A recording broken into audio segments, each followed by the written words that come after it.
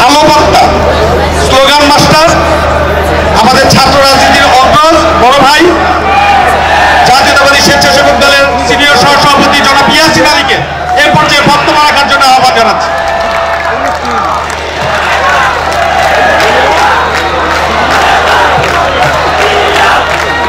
শুভ সন্ধ্যা। প্রাণের পল্লবী, আমাদের সকলের পল্লবী, ঐক্যবদ্ধ পল্লবী, শৃঙ্খলতা পল্লবী। প্লিজ প্লিজ রাখো ভাই, রাখো শৃঙ্খলতা পল্লবী।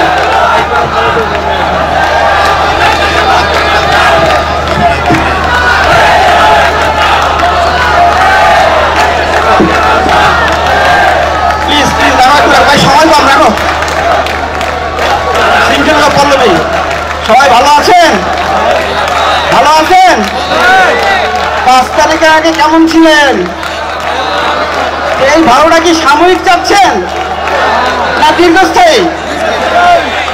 তাহলে এই যে আজকে যেই প্রোগ্রামটি হচ্ছে, আমাদের প্রিয় নেতা, দেশ নাম বলা যাবে না, তিনি বলেছেন, জনাব তারেক রহমান দায়িত্ব দিয়েছেন তাকে। আজকের সভার প্রধান অতিথি, আন্দোলন সংগ্রামের রাজপথের সাহসী সৈনিক, বাংলাদেশের অহংকার, এই পল্লবীর কৃতি সন্তান, বাংলাদেশের কৃতি সন্তান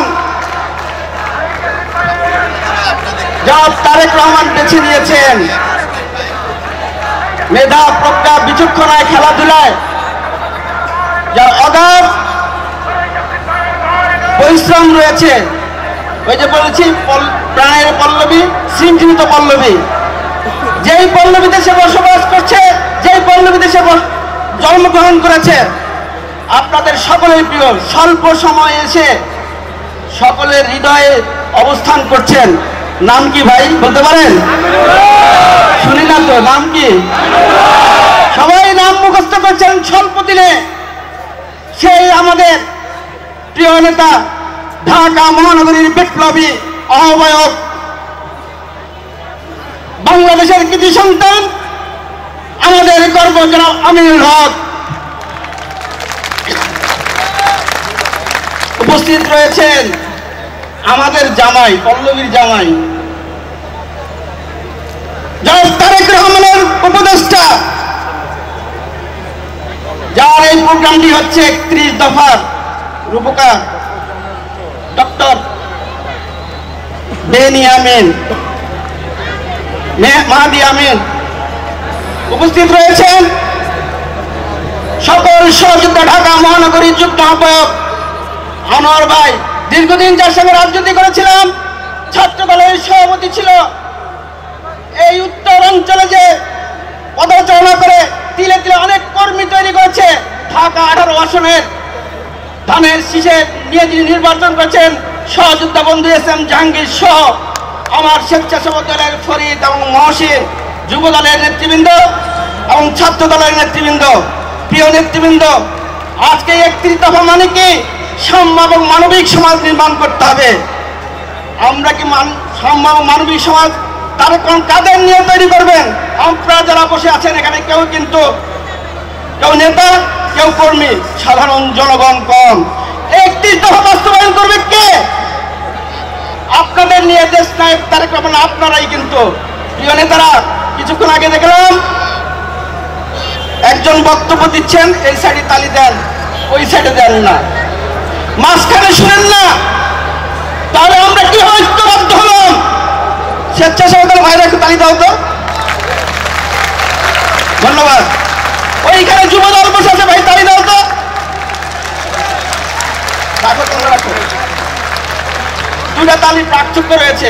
একটা অনুরোধ থাকবে, এখানে মেহেদি আমিন রয়েছে, তার জন্য সকলে মিলে 10 সঙ্গে একসঙ্গে তালি দিই তো। কোনটা ভালো লাগলো? প্রথমটা না দ্বিতীয়টা? তৃতীয়টা কোনটা ভালো লাগলো?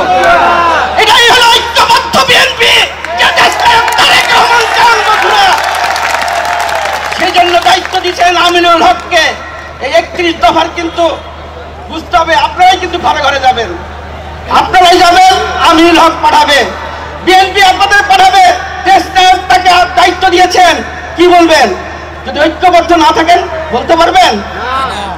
এই দফার মধ্যে দেশ নায়ক যে পঞ্চম পয়েন্টটি পঞ্চম দফা দিয়েছেন যে একজন ব্যক্তি দুইবারের বেশি প্রধানমন্ত্রী হতে পারবে না, এটাই হলো তারেক রহমান। তিনি চান ক্ষমতার স্বাদ সকলে গ্রহণ করুক, আমরা দলীয় গ্রহণ করতে চাই না। ওই যে যুবক ভাইরা বসে আছে, 23 নম্বর দফাটি কিন্তু যুব দলের জন্য, যুবক ভাইদের জন্য। 24 নম্বর দফাটি কার জন্য? আমাদের মা বোনরা রয়েছেন তাদের জন্য।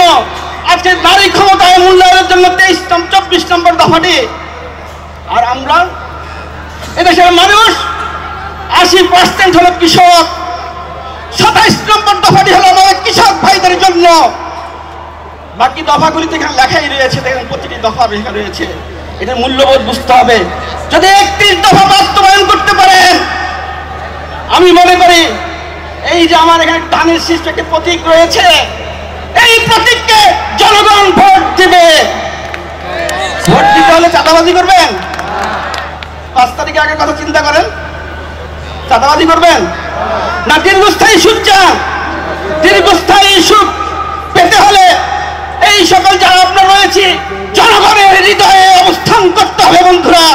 যদি জনগণের হৃদয়ে অবস্থান করতে পারেন, ধানের শীষের ভোট চাইতে হবে না।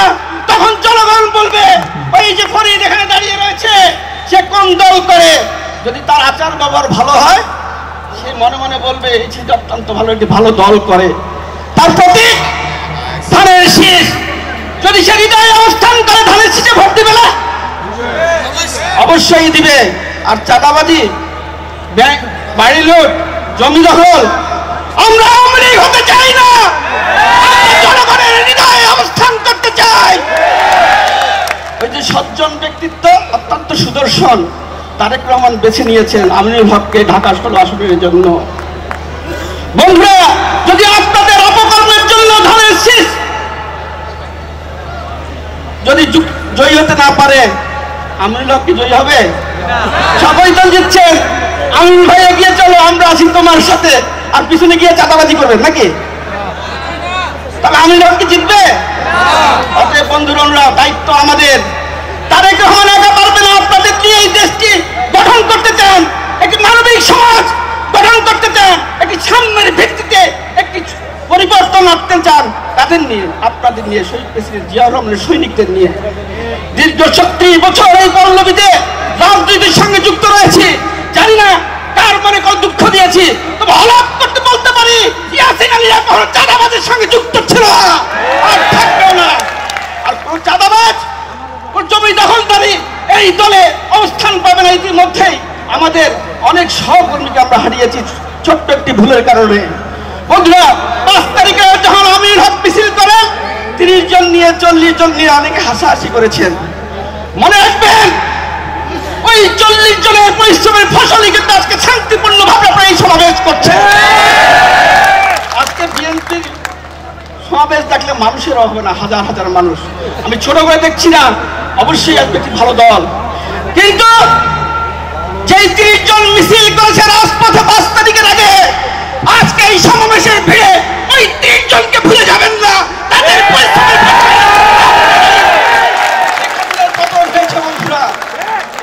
অনুরোধ রইল, আমরা একটি মানবিক সমাজ গঠন করতে চাই, যেই মানবিক সমাজে আমরা দল মত নির্বিশেষে সকলে ঐক্যবদ্ধভাবে একটি নতুন বাংলাদেশ, নতুন বাংলাদেশের প্রত্যয় যেন খুঁজছি, সেই কাজটি আপনাদের করতে হবে। বন্ধুরা, দেশ নায়ক আসবেন, আপনাদের নিয়ে দেশে থাকবেন।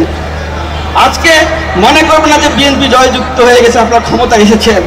এবারে নির্বাচন কঠিন নির্বাচন হবে, জনগণের হৃদয়ে অবস্থান করতে হবে।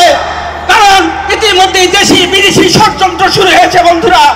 সেই ষড়যন্ত্রের প্রথম লক্ষ্য হয়েছিল বিএনপিকে ধ্বংস করা। কারণ বিএনপি সব সময় ছিল জনগণের দল। বিএনপি আমার নেতাকে স্লোগান দিয়েছেন, টেক ব্যাক বাংলাদেশ, অর্থাৎ শহীদ প্রেসিডেন্ট জিয়াউর রহমান আমাদের আমলের বাংলাদেশ আমরা চাই। দেশকে বেগম খালেদা জিয়ার আমলের বাংলাদেশ চাই। দেশ নায়ক তারেক রহমানের সেই 31 দফা বাস্তবায়নের জন্য নতুন বাংলাদেশের প্রত্যয়ে আমরা কাজ করছি বন্ধুরা। আমি একা পারবো না, তারেক রহমান পারবে না, আমিনুল হক একা পারবে না। আপনাদেরকেই পুরো দায়িত্ব বহন করতে হবে জনগণের হৃদয়ে কিভাবে অবস্থান করা যায়।